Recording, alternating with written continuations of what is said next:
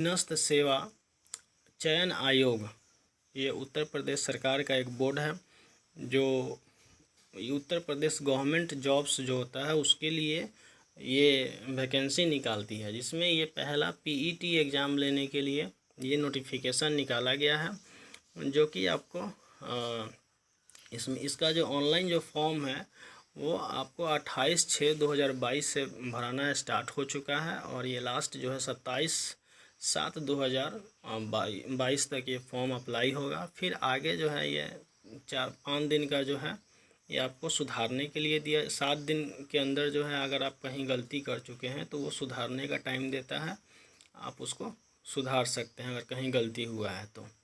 हाँ, तो ये सबसे पहले ये हम जानते हैं इसमें कि आखिर ये जो फॉर्म है आखिर है क्या, इसके बारे में थोड़ा सा डिटेल्स जो है जानते हैं। सबसे पहला चीज़ ये UPSSC का ये फॉर्म जो है ये आपको कोई एक तरह से ये कहिए कि पहला जो पीटी का एग्ज़ाम होता है उसी प्रकार ये पीटी का एग्ज़ाम है। इस एग्ज़ाम को देने के बाद ही जो है आप यूपी गवर्नमेंट का कोई भी ग्रुप बी और ग्रुप सी का जो पोस्ट आता है उसमें आप अप्लाई कर सकते हैं। अगर इस एग्ज़ाम को अगर आप क्वालिफाई नहीं किए हुए हैं तो आप जो है आगे का जो भी इसका फॉर्म आएगा, यूपी गवर्नमेंट का कोई भी फॉर्म आएगा उसमें आप अप्लाई भी नहीं कर सकते हैं।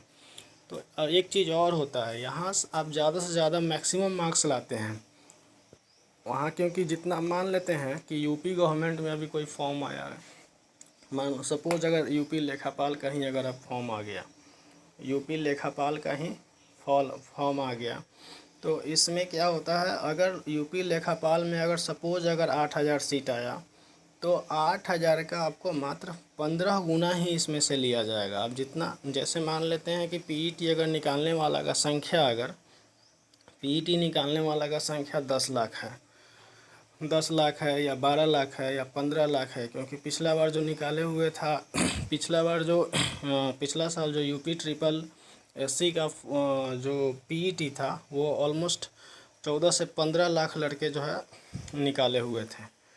तो 14 से 15 लाख लड़के निकाले हुए थे, तो आगे जो भी फॉर्म आएगा वो सब ये इसी में से कोई लड़का जो है फॉर्म को फिल कर सकता है। अब बात आया कि इसमें अगर कोई भी फॉर्म फिल तो कर सकते हैं, लेकिन कब कर सकते हैं, जब आपको उस जितना अगर वैकेंसी आता है उसका मात्र 15 गुना के अंदर में आप आइएगा, तभी जा कर के उस फॉर्म को आप फिल कर सकते हैं। तो इसके लिए चाहिए कि मैक्सिमम मार्क्स, ज़्यादा से ज़्यादा मार्क्स लाने का ज़रूरत है। तो ये भी एक चीज़ है, अगर मैक्सिमम मार्क्स नहीं लाते हैं तो फिर ये पास करने का भी कोई मतलब नहीं रह जाता है, क्योंकि जस्ट जो क्वालिफाई किया था उसको जो है अभी जो लेखापाल का जो फॉर्म भराया था, अभी एग्ज़ाम होने वाला है, तो उसमें उन लोगों को मौका भी नहीं मिला है आपको एग्ज़ाम में अपीयर होने का। तो इसमें जितना ज़्यादा से ज़्यादा मार्क्स लाइएगा तभी जा कर के जो है आपका जो है आगे के लिए रास्ता जो है खुलेगा, नहीं तो फिर कोई मतलब नहीं बनता है इस एग्ज़ाम देने का। तो देखिए सबसे पहले इसमें कि आपको फॉर्म जो है कब से कब तक भरा जाएगा। तो फॉर्म जो है आपको भराना स्टार्ट हो चुका है, 28/6/2022 से फॉर्म भराना स्टार्ट हो गया है। अंतिम जो है आप 27/7 जो है 2022 तक ये फॉर्म भर सकते हैं, यानी कि 27 जुलाई तक ये फॉर्म को आप लोग भर सकते हैं। इसमें अब आगे का प्रक्रिया देखिए, और इसमें 7 दिन का आपको सुधार का मौका मिलेगा।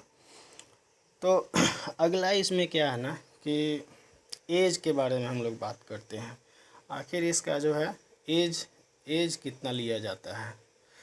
तो देखिए दोस्तों, एज इसमें जिसका भी जो है अदर स्टेट से हैं तो एज आपका मैक्सिमम जो है 40 साल है, मिनिमम जो है 18 से 40 साल के बीच के जो कोई भी है वो फॉर्म फिल कर सकते हैं। 18 से 40 के बीच में जो कोई भी लड़का है या जो भी कैंडिडेट्स हैं वे इस फॉर्म को फिल कर सकते हैं। आगे देखिए, अब एज के बाद में जो है बात करते हैं कि एग्ज़ाम। देखिए एक चीज़ और है, एग्ज़ाम आपको बहुत ज़्यादा इसमें टाइम नहीं लगता है, मैक्सिमम जो है 2 से ढाई महीना लगता है, 2 महीना के अंदर में आपको एग्ज़ाम ले लिया जाता है। जैसे अभी लास्ट डेट जो है एक फॉर्म भरने का 27/7 है, उसके बाद में 3/8 तक जो है इसको सुधार किया जा सकता है। उसके बाद उससे उससे आप 1.5 महीना से 2 महीना मान लीजिए, उसके बाद आपका एग्ज़ाम हो जाता है। क्योंकि नोटिफिकेशन में अभी कहीं जो है अपडेट नहीं किया है, मतलब नहीं लिखा हुआ है कि कब एग्ज़ाम होगा, लेकिन मैक्सिमम मान के चलिए 2 से ढाई महीना, इससे ज़्यादा टाइम आपको नहीं मिलता है। तो ये हो गया।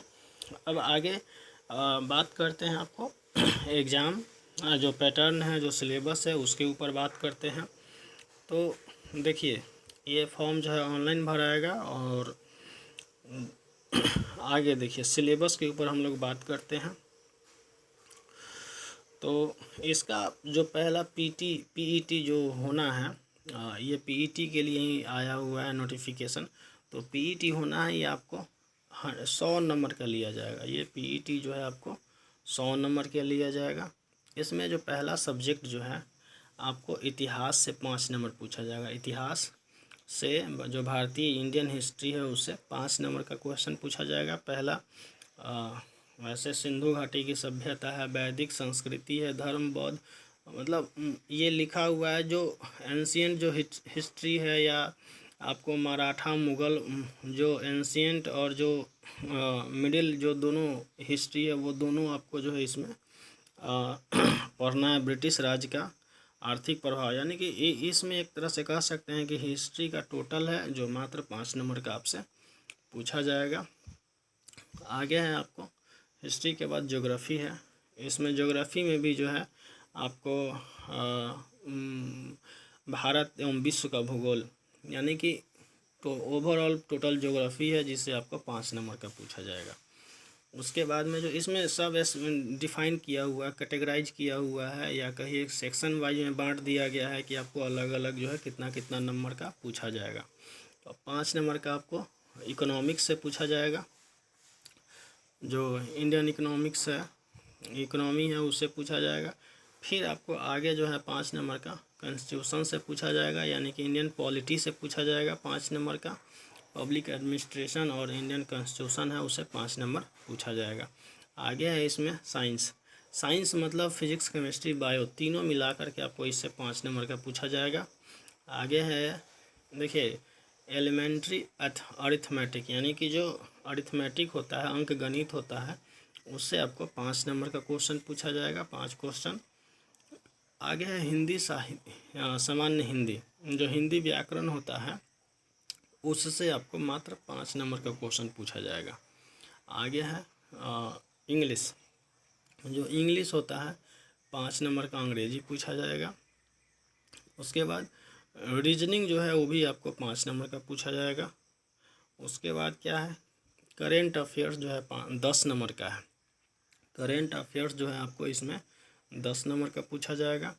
फिर आपको जनरल अवेयरनेस मतलब जो विविध क्वेश्चन होता है, आप लुसेंट के लास्ट में 10 पेज जो होता है वो विविध होता है, उस टाइप से 10 क्वेश्चन आपसे पूछा जाएगा, यानी कि 10 नंबर का विविध पूछा जाएगा। उसके बाद में जो है देखिए आगे का जो प्रोसेस है, आगे का जो सिलेबस में है, वो आपको ये हिंदी है। हिंदी में जो गद्यांश होता है, विवेचना होता है, सारांश होता है, गद्यांश जो होता है, जैसे संक्षिप्ति जो पढ़ते हैं, उससे आपको 10 नंबर का क्वेश्चन पूछा जाएगा। अपठित हिंदी गद्यांश का विवेचन एवं विश्लेषण 10 नंबर का। फिर ग्राफ जो है आपको ग्राफ की व्याख्या एवं विश्लेषण 2 ग्राफ पूछा जाएगा, 10 नंबर का, ये मैथ में ही आता है।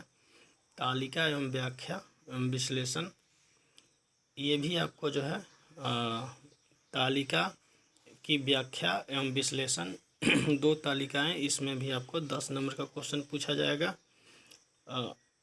तो और एक चीज़ और है इसमें, निगेटिव कितना, अगर मान लेते हैं कि अगर आप कोई क्वेश्चन जो है सही बनाते हैं, फिर कोई क्वेश्चन गलत बनाते हैं, तो इसमें निगेटिव कितना जाएगा। तो देखिए इसमें निगेटिव जो आपका होता है 1/4 होता है। 1/4 कहने का मतलब अगर आप 4 गलत बनाए हैं तो 1 सही आपका पॉजिटिव यहाँ से कट जाएगा, नंबर घट जाएगा। तो और ये जितना सिलेबस है वो सब 10th बेस पे है, पता ही है। तो इसलिए जो है इस फॉर्म को आप इसमें आप अगर पार्टिसिपेट करते हैं इस पीईटी एग्ज़ाम में, तभी जा कर के जो उत्तर प्रदेश का कोई भी जो आप कह सकते हैं कि कोई भी जो फॉर्म आएगा, यानी ग्रुप बी और ग्रुप सी लेवल तक का, आप उसमें फॉर्म को फिल कर सकते हैं। अन्यथा अगर आप इसको अगर आप एग्ज़ाम को नहीं निकालते हैं तो फिर आपको आगे कोई फॉर्म भरने का मौका ही नहीं मिलता है। तो और इसमें कोशिश करना है कि ज़्यादा से ज़्यादा हाई नंबर जाए मेरिट लिस्ट में। मतलब जब तक आप अंडर जो है 1 लाख में नहीं आते हैं, या अंडर एक तरह से कह सकते हैं 50,000 में नहीं आते हैं, तब तक आपको जो अच्छा फॉर्म आता है वो 300-400 पोस्ट आता है, तो उसका 15 गुना कर लीजिए आप। तो उतना ही जो लड़का होगा उसी के अप्रॉक्स जो है आगे चल कर के वो फॉर्म को फिल कर सकता है, अन्यथा फॉर्म को फिल नहीं कर सकता है। तो इसलिए कोशिश करना है कि इसमें मैक्सिमम मार्क्स आए। और हाँ, इसके बारे में अगर आपको जानकारी लेना हो, कुछ पूछना हो, तो नीचे कमेंट ज़रूर कीजिएगा। ठीक है दोस्तों।